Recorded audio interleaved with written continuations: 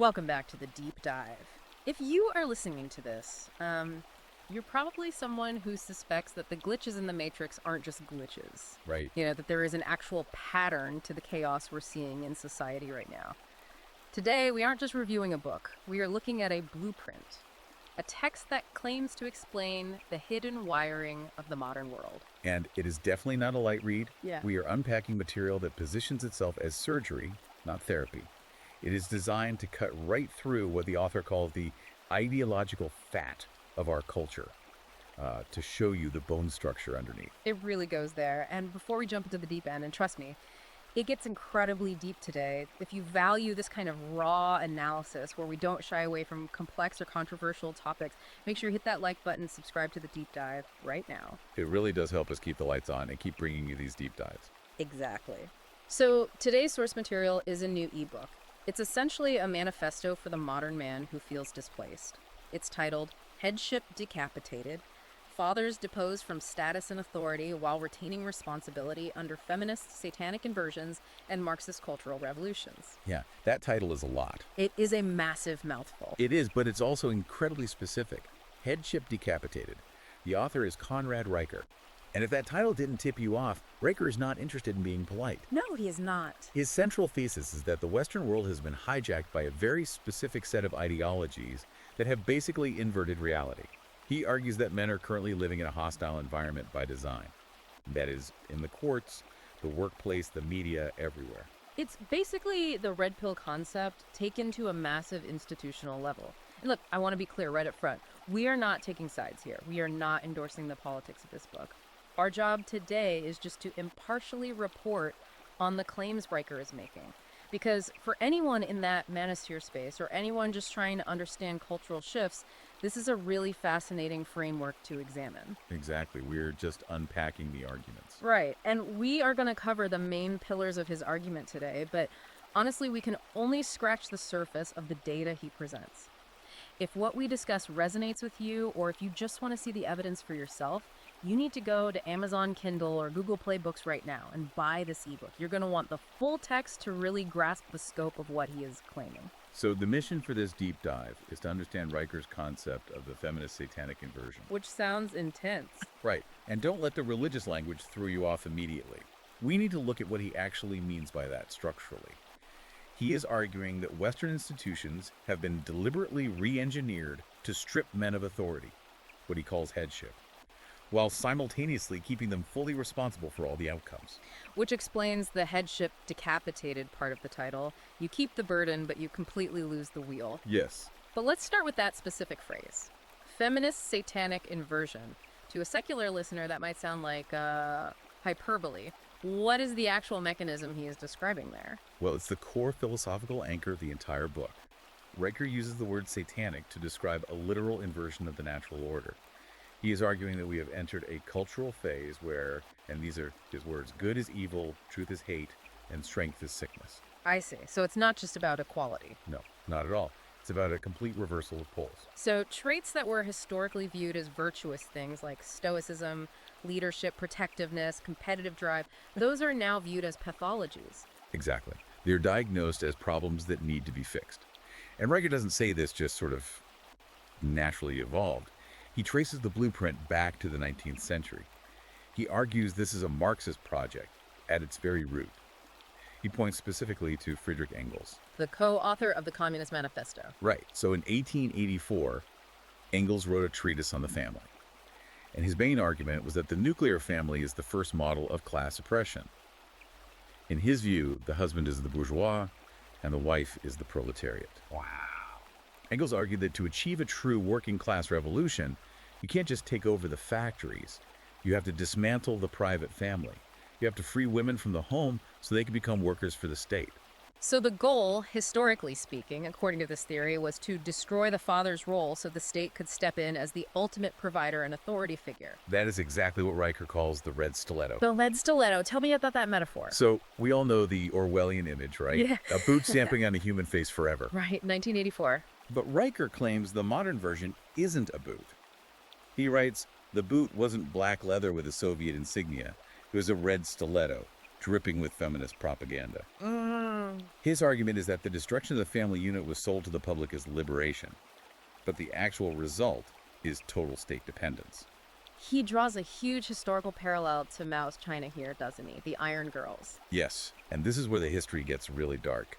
In Mao's China, the Iron Girls campaign literally forced women into steel mills and coal mines. Yeah. They wore men's clothes, they did heavy men's work. The propaganda slogan was that women hold up half the sky. Right, which sounds empowering on the surface. But the mechanical purpose, Riker argues, was to shatter clan loyalty. Think about it. If the woman is married to the state and the factory, the husband has no authority. The family dissolves. And the historical result of that was a demographic collapse. Catastrophic birth rate collapse and complete social atomization. Riker's point is that we are repeating this exact Marxist experiment in the West right now, but we have rebranded it. Instead of workers' revolution, we call it girl boss empowerment. But the structural outcome is identical. The family is neutralized and the state becomes the parent. Okay, so that is the historical theory. But let's bring this down to where guys are actually living and working today. How does this red stiletto philosophy show up in a standard corporate office? Riker calls this the care economy scam. He says the modern workplace has been fundamentally re-engineered to monetize female traits while criminalizing male traits. When you say female traits, what is he referring to specifically in a business context? He's talking about consensus building, emotional vulnerability, gossip, and social cohesion.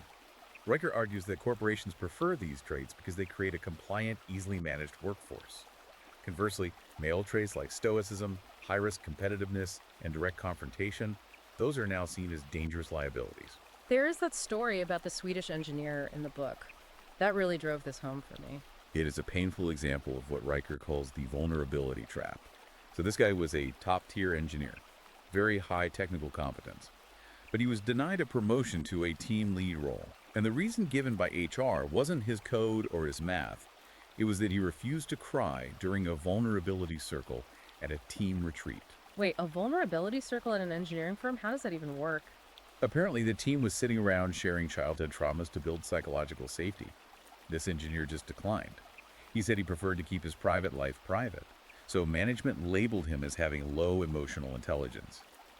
Riker's analysis is brutal here. He says they wanted poetry, he gave them circuits. Because he wouldn't perform this emotional drag, his actual confidence didn't matter at all. He calls it the competence inversion. Exactly. Riker argues that in this inverted system, ideological compliance is far more valuable than functional output. He gives another wild example of a warehouse worker at Patagonia. This guy was a logistician. He sent an email to his team addressing them as guys. Hey guys, just standard everyday stuff. Not anymore. HR flagged it. They told him, guys, it's exclusionary. He tried to pivot to using the word team, but they said that felt too militaristic. They literally mandated he use the word folks. Folks. Yeah.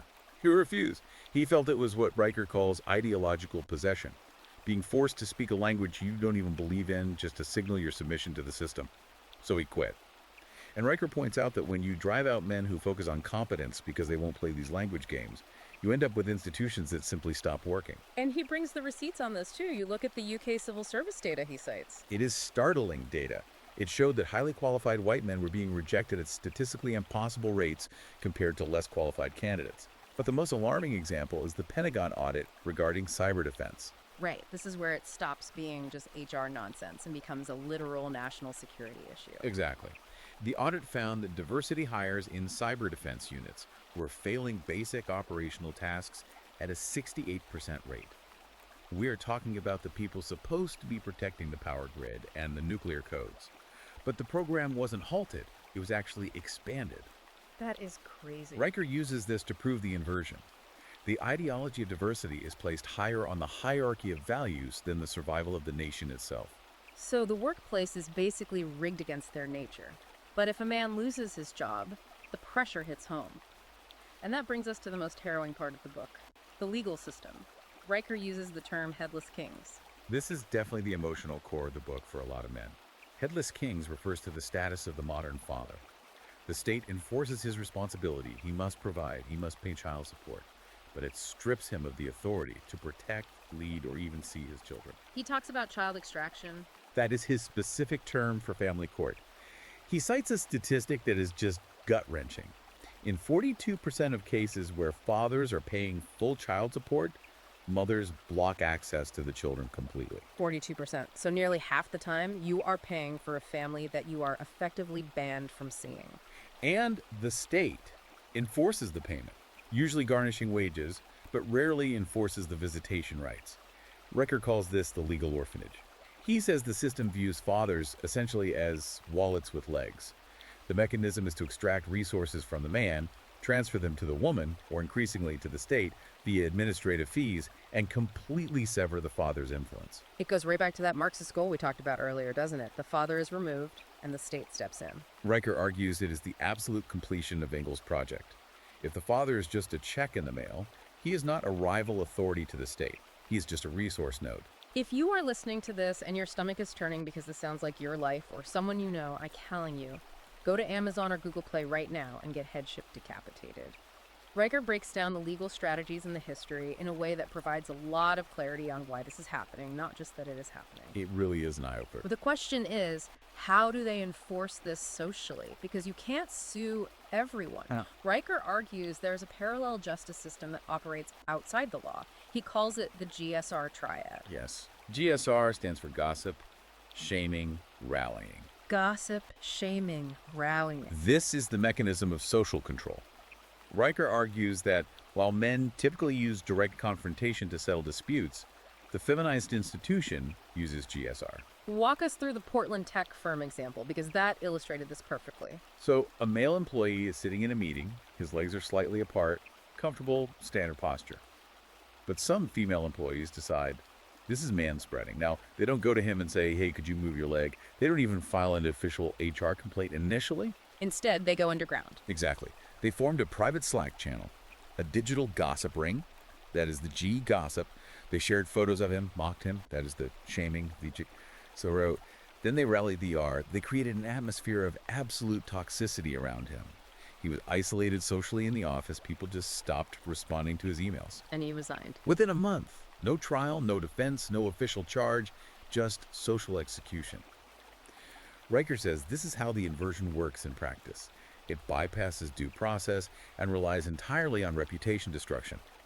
It is a soft tyranny that is almost impossible to defend against because it never officially happens on paper. And if you try to defend yourself, or if you naturally get angry about it, that is where the psychology comes in, the pathologization of masculinity. Right. This is what he calls the diagnostic inversion. Yeah. Riker points out a massive double standard in mental health. Take impulsive, volatile behavior. If a woman exhibits this, she is often diagnosed with borderline personality disorder, BPD. The treatment is therapy, dialectical behavioral skills, and general sympathy. And if a man does the exact same thing, Conduct disorder, or antisocial personality disorder. The treatment is medication and punishment. Riker argues that we have categorized male expressions of distress as criminal and female expressions of distress as medical. which connects directly to the term toxic masculinity. Riker notes that term actually originated in men's movements in the 90s to talk about specific self-destructive behaviors, but it has been completely hijacked. Now, it is a bludgeon. It is used to label any male ambition, competitiveness, or desire for leadership as a sickness. If you want to be in charge, that's toxic. If you want to win, that's toxic. So let's look at the scoreboard here based on the book. The workplace is a minefield of vulnerability traps. The courts are designed to extract your resources. The culture diagnoses your basic instincts as a disease. What is the logical reaction from men? Riker calls it the male exodus. And this is key. Riker insists this is not men giving up, it is strategic disengagement. Men are rational economic actors. They are looking at the return on investment for participating in modern society, and they are saying this is a terrible deal. We see this globally. He points to Japan as an early indicator. The herbivore men. These are millions of Japanese men who have rejected career climbing and dating entirely. They realized that the expectations placed on them were impossible to meet, so they just stopped running the race. But it is happening here in the U.S. too. He mentions MGTOW men going their own way. He does, but he highlights something even more organic that I found fascinating. The father underground in Texas. Yes. Describe what they are doing. These are groups of divorced fathers who have been chewed up by the legal orphanage. Instead of sitting in therapy circles crying about it, they meet on private land, they chop wood, they build structures, they sit by fire pits. They are basically learning to survive without the system. They are building networks of trade and support that rely entirely on male trust. completely bypassing the banks, the courts, and the corporate HR departments. They are effectively building a parallel society because the main one has rejected them. Exactly. But the tragedy, Riker argues, is that the system is trying to crush this instinct before it even forms in young boys. He talks about the boy crisis in education. The Swedish preschool example. You really can't make this up. A state-funded preschool in Sweden banned the word boy. They use gender-neutral pronouns only. Riker calls this the feminization of failure. In schools across the West, boys are drugged for being restless, which is just biological energy, while girls are praised for compliance. Riker argues schools have become sensory prisons for male energy. And the media, what he calls the narrative matrix, reinforces this reality every single day. It is classic cultivation theory. If you watch enough TV, your brain starts to believe that the TV world is the real world.